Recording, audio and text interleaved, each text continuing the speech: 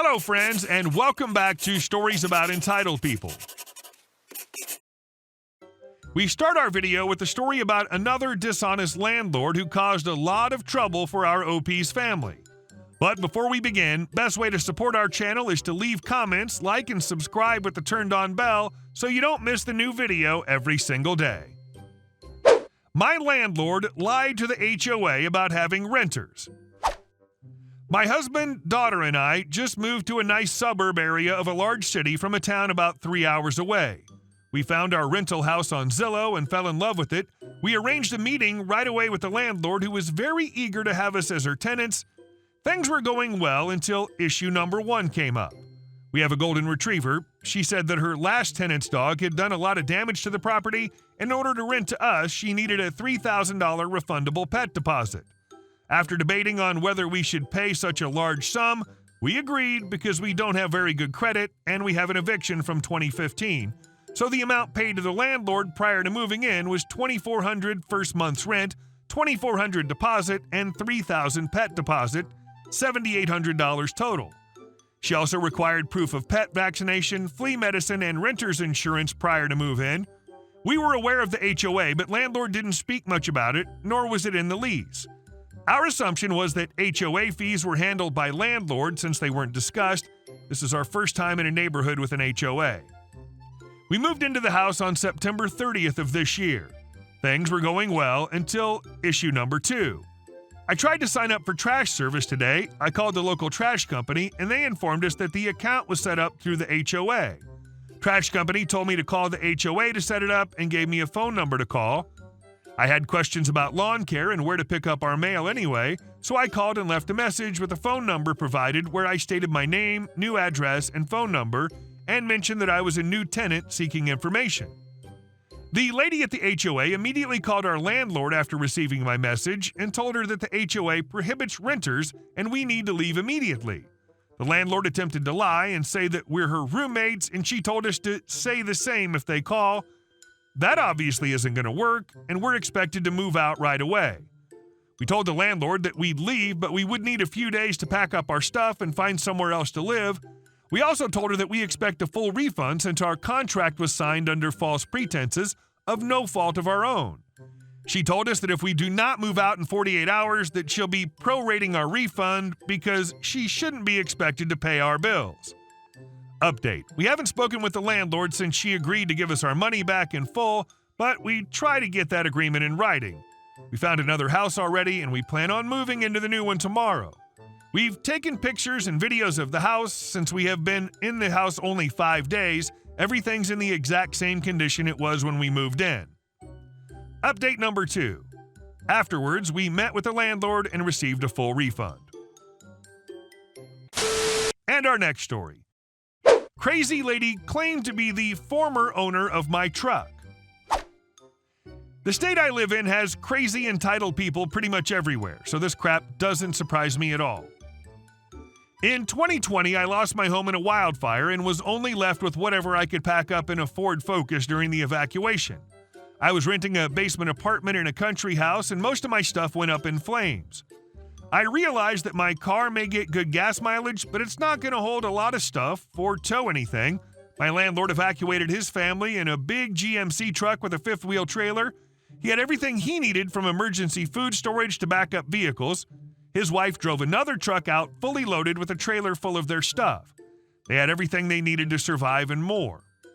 That made me realize that I needed to be better prepared. I had to couch surf for a while, and I could never stay in one place for long because I was a guest and not a tenant.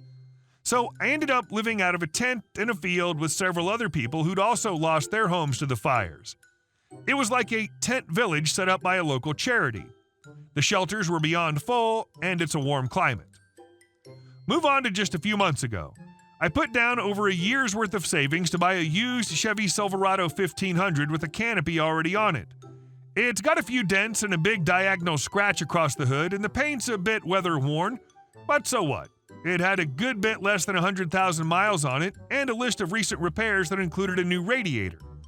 I'd spent a year living as cheaply as possible to save as much as possible. I wanted a truck and a camp trailer in case the fires ever come back. especially since the world only seems to be getting worse right now. I bought the truck, an ironically silver Silverado. I bought it off a man who looked to be in his 50s and said he had a bad back and can't use it anymore. I still kept my old Ford Focus though, that way my fuel costs won't skyrocket. Now let's go to what happened a few weeks after I bought the truck. I was out in the same general area I bought the truck in to look at a used camp trailer that I was possibly interested in buying, but it ended up being in such bad shape that I turned it down because it was beyond my skills to repair. Before leaving the town, I stopped to eat at a local diner. Great burgers there, by the way. And as I was leaving after having dinner, I noticed a woman who looked to be somewhere in her 40s looking over my truck. I asked the lady what she was doing poking around my truck, and she gave me a side glare while demanding to know where I got it. I said I just bought it a few weeks prior. She rushed up to me and said, "I didn't buy it, I stole it." I told her no, I purchased it from the title owner, so that makes it mine. The lady then rifled through her purse to pull out a smartphone and scrolled through it, and then she showed me a photo of a truck in it. I looked at the truck in the picture, and I'll be a monkey's uncle, it was the same truck. The license plate and scratch on the hood were clearly visible, and there was also a man in the photo, the same guy who sold me the truck. When I acknowledged this, the crazy lady started yelling, "See?" and then demanded I return it to her. She held her hand out for the keys and kept saying to give it back. I told her I bought the Silverado fair and square off the guy in the photo and that it's my truck now, but she didn't let up. She went and sat on my bumper and called the police. She was heavily exaggerating while talking to the operator or dispatcher or whatever they call the person on the line when you call 911. I'm not sure. She refused to get off my truck, so I decided to just wait it out for police to show up. When police got there, I stayed completely calm, but the crazy lady went off and started working up tears and saying that her truck went missing some time ago and she finally found it. Then she demanded they arrest me for grand theft auto and get her truck back. I just calmly unlocked the doors, got my insurance card, registration, and license to hand to one of the officers. I told them to just check my documents and they'd see I am the legal owner. But the crazy lady didn't stop.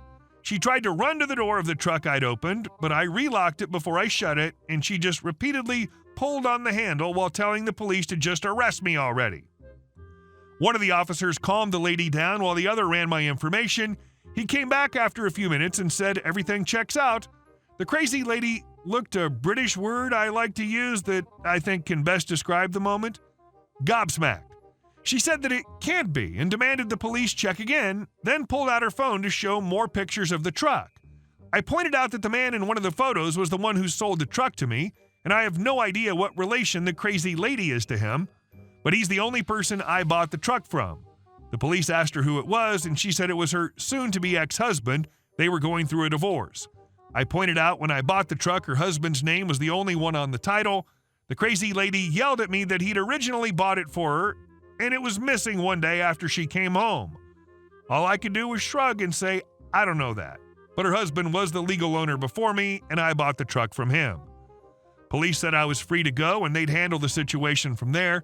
When I was getting ready to leave, the crazy lady yelled that she was going to follow me and find out where I live, but the two officers didn't let her do so. I left the parking lot and hightailed it on the highway out of there. I later contacted the guy who sold me the truck, and he admitted that the crazy lady is his soon-to-be ex-wife. She cheated on him for the second time, and it was the final nail in the coffin for their marriage. The truck was always in his name only, and that the woman had signed a prenup when they married, so the divorce was not going in her favor. It's been months now, and that lady has not found me again, so I'm probably in the clear as long as I avoid the area I bought the truck in. Update. Not sure who'll see this update. I don't think I can really make a separate post about it since it's not long and doesn't involve anyone entitled. I discussed with a friend about this crazy lady in my truck, and he suggested a home paint job using spray cans. At first I thought it was weird, but then he showed me videos of people painting cars and trucks with these big spray cans that have high pressure and a wide spray. So we went out and bought a bunch of those tall cans of primer gray and gloss white. We took the time to PDR remove as many dents as we could using hot glue and a slide hammer I ordered and recently got in the mail. Then sanded the truck with a rotary sander before painting it. And I have to say, the results are pretty good. I spent about $100 in paint, 5 cans of primer, and 5 cans of white paint. You can't even tell it's the same truck anymore. And the white color should help with the heat where I live too. In time, I'll get new plates for the truck, and then hopefully the crazy lady will never notice me again. Funny thing is that after my parents saw the truck in its new paint, I got a request to paint my dad's old car as well. He banged it up a fair bit over the last 20 years and thought maybe a new paint job would be nice. The car was already white, so why not? He paid for the paint. My friend and I did some more PDR, sanded the car, and gave it a fresh coat. The front seats were also pretty torn up, so my dad bought seat covers that I put on after sewing shut a few tears. My dad couldn't be happier with the end results. So I guess everything has kind of worked out for the moment. Hey guys, thank you all for watching the video. I'll see you in the next one.